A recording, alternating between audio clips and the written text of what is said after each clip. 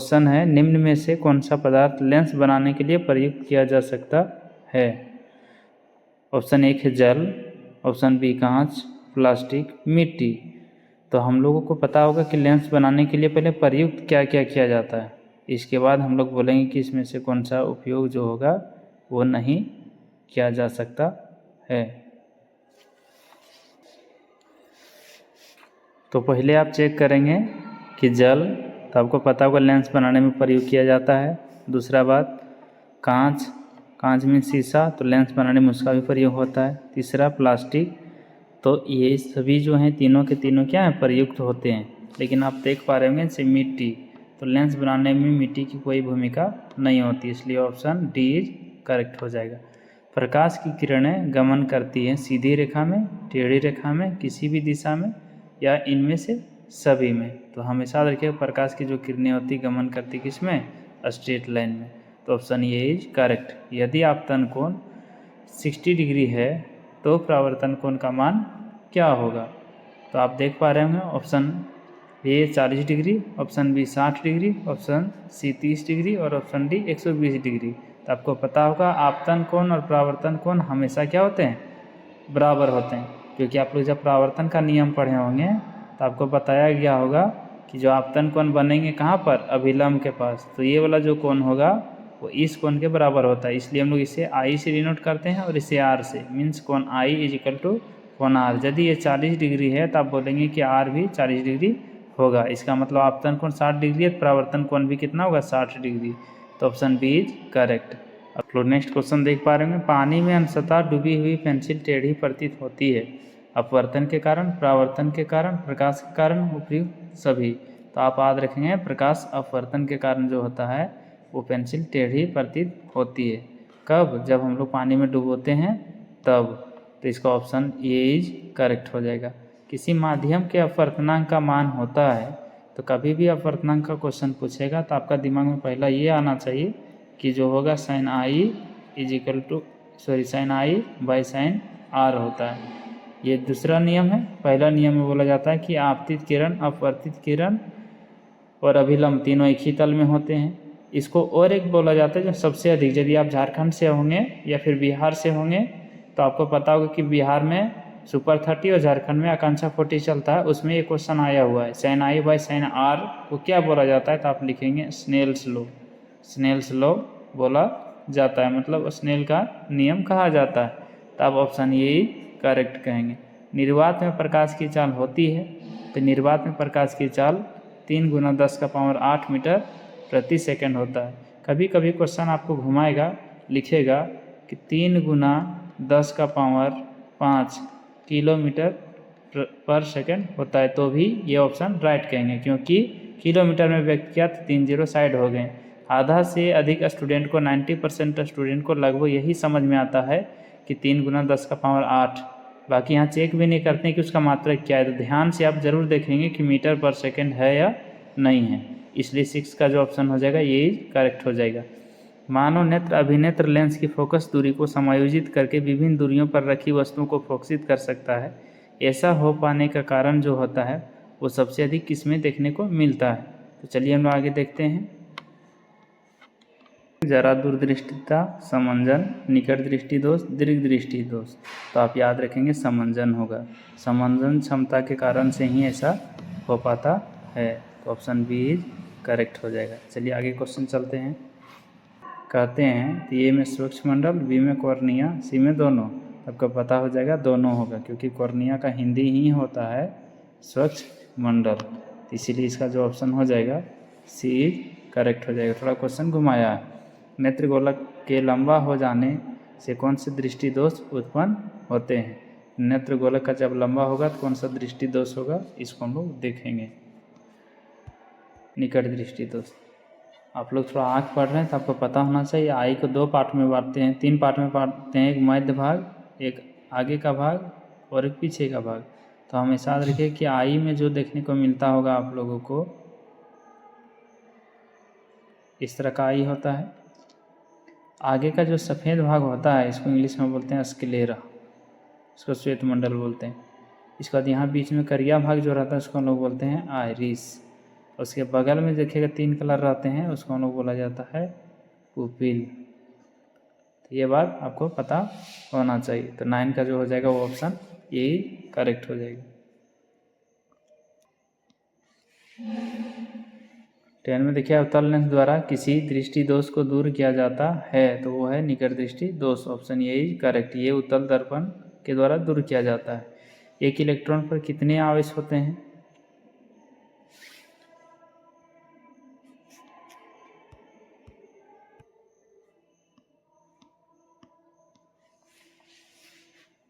तो एक इलेक्ट्रॉन पर कितना आवेश होता है? 1.6 इंटू 10⁻⁻19 कूलम। तो ऑप्शन ये इज करेक्ट हो जाएगा। आगे क्वेश्चन देखिए, 2 ओम 3 ओम और 6 ओम के प्रतिरोधकों को पार्श्व क्रम में जोड़ने पर उनका समतुल्य प्रतिरोध क्या होगा? तो आपको पता होगा कि पार्श्व क्रम मीन्स क्या हो जाएगा? समांतर क्रम, और समांतर क्रम में होता है 1/r plus 1/r2 plus 1/r3। तो आपको पता होगा 3 दिए हैं, 3 दिए तो कितना हो जाएगा? 1/2 प्लस 1/3 प्लस 1/6। और फाइनल यदि इसका हम लोग एलसीएम करें तो कितने आ जाएंगे? 6, यहाँ आ जाएंगे 3, यहाँ आ जाएगा 2, यहाँ आ जाएगा 1। तो 3 2 जा 5, सॉरी 3 और 2 को ऐड करेंगे तो 5 और 1, तो कितना हो जाएगा? 6/6, काटेंगे कितना आएगा? 1 ओम हो जाएगा। तो ऑप्शन ये करेक्ट हो जाएगा। फ्यूज को विद्युत युक्ति के साथ किस क्रम में संयोजित किया जाता है? फ्यूज को विद्युत युक्ति के साथ किस क्रम में संयोजित किया जाता है? आप याद रखेंगे ऑप्शन ये करेक्ट होगा, श्रेणी क्रम संयोजन में जोड़ा जाता है। तो ऑप्शन ये करेक्ट हो जाएगा। तो ऑप्शन ये श्रेणी क्रम। नेक्स्ट क्वेश्चन है, अभिक्रिया 2ZnO प्लस C किस Zn प्लस CO में क्या हो रहा है? तो C का उपचयन हो रहा है। तो आप लोगों को पता होगा कि उपचयन हम लोग कहते किसे हैं? तो जिसमें ऑक्सीजन होगा उसको उपचयन नहीं बल्कि क्या हो जाएगा? अपचयन होगा। जिसमें नहीं होगा उसमें तो मतलब कौन हो रहा है? जिंक। तो जिंक जहाँ पर देखेंगे हम लोग 4 ऑप्शन में, वो चारों के चारों ऑप्शन हो जाएंगे। आप लोग देखिए 4 ऑप्शन जो है लिख रहा है जिंक उपचयित हो रहा है, जबकि यहाँ कार्बन लिख रहा है। तो कार्बन तो होंगे नहीं, तो कार्बन के पास देखते हैं हम लोग चल के। तो कार्बन में देखिए यो नहीं है, इसका मतलब बी इज करेक्ट हो जाएगा। इसका ऑप्शन बी हो जाएगा, इज करेक्ट हो जाएगा। अब आगे क्वेश्चन देख पा रहे हैं, बुझा हुआ चूना का रासायनिक सूत्र होता है। तो पता होगा बुझा हुआ चूना का रासायनिक सूत्र होता है CaOH का होल 2, और CaO जो होता है वो बिना बुझा हुआ चूना का सूत्र होता है। निम्नलिखित में कौन संरक्षण का उदाहरण है? तो लोहे का संक्षारण का उदाहरण है। तो लोहे की वस्तु का जंग लगना, चांदी का काला हो जाना, तांबे की वस्तु का हरा हो जाना, उपयुक्त। आप लोग लिखेंगे उपयुक्त सभी। तो ऑप्शन डी करेक्ट हो जाएगा।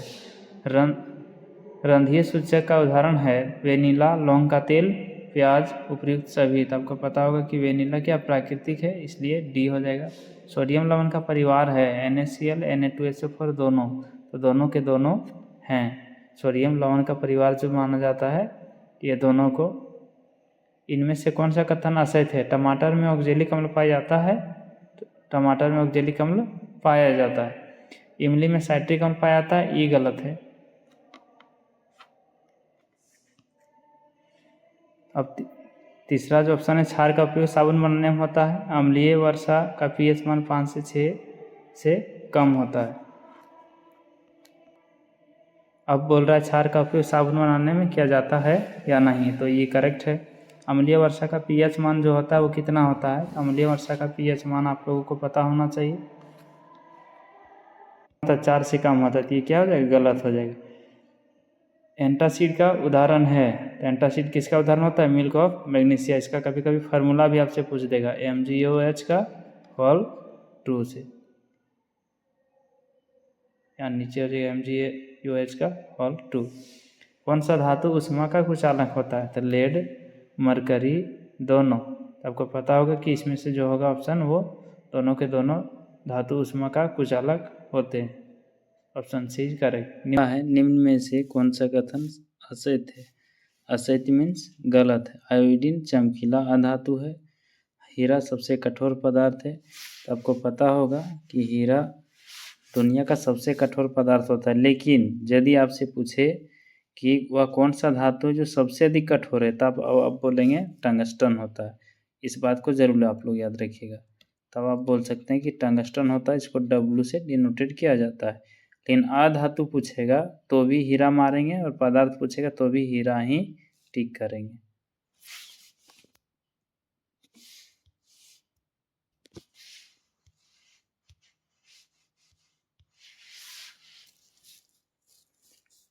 आगे ऑप्शन है गैलियम और सोडियम का गलनांक बहुत कम होता है, तो ये सत्य बात है। ग्रेफाइट विद्युत का कुचालक होता है, तो ये गलत बात है। ग्रेफाइट जो होता है वो विद्युत का सुचालक होता है, तो ऑप्शन डी इज करेक्ट हो जाएगा। 23 का चलिए देखते हैं, इनमें से कौन सा संबंध अधिक अभिक्रियाशील धातु है। तो आपको पता होगा कि गोल्ड, आयरन, सोडियम, पोटेशियम, इसमें सबसे जो अधिक अभिक्रियाशील होता है वो पोटेशियम होता है, तो ऑप्शन डी इज करेक्ट। आप इसको ट्रिक से भी याद रख सकते हैं। इसे हम लोग लिखते हैं कहो ना कार है, कहो ना कार है, मगर अल्टो, जन, फेरारी सब बेकार है। पचा पीटी, पचा पीटी मतलब PCHA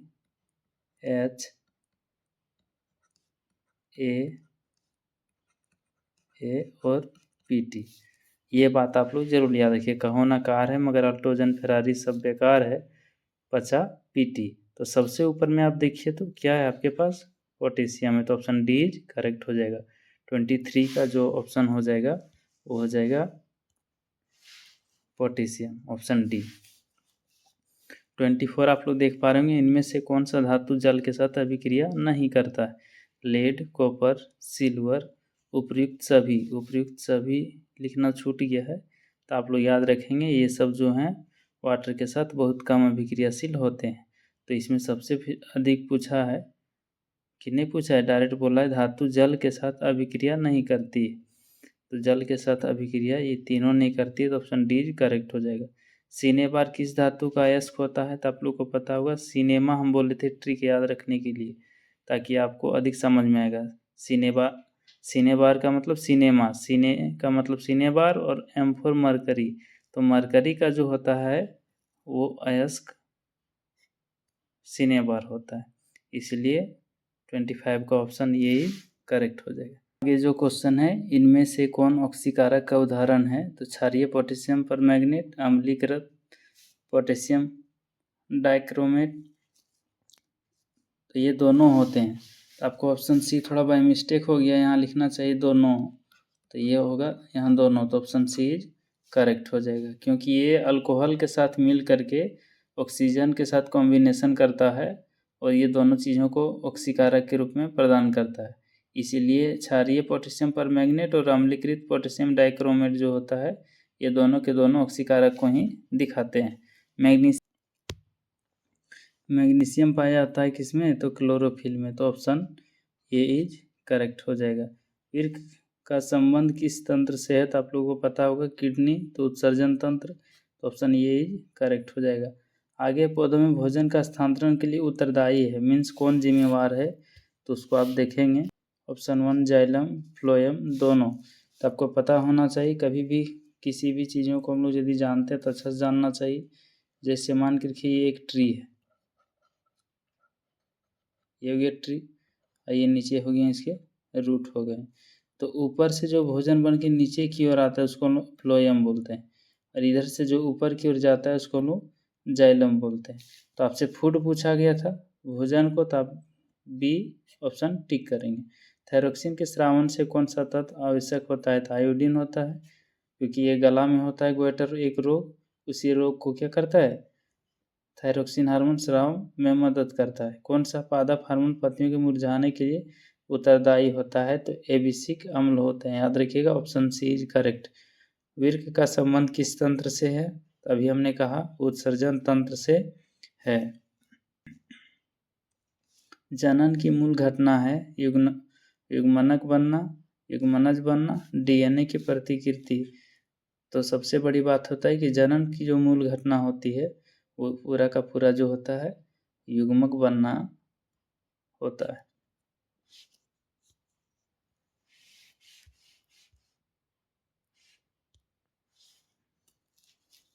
आगे है जैव विकास का प्रकृति विवरण का सिद्धांत किसने प्रतिपादित किया था?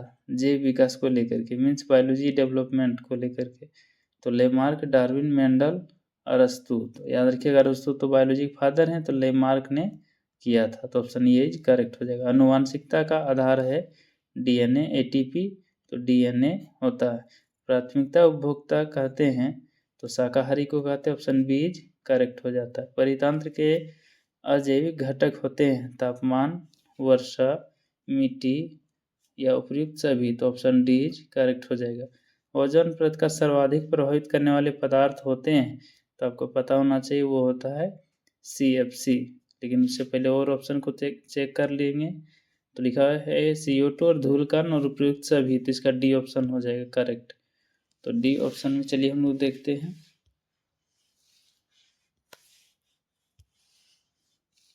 ऑप्शन डी करेक्ट हो जाएगा। Option D is correct.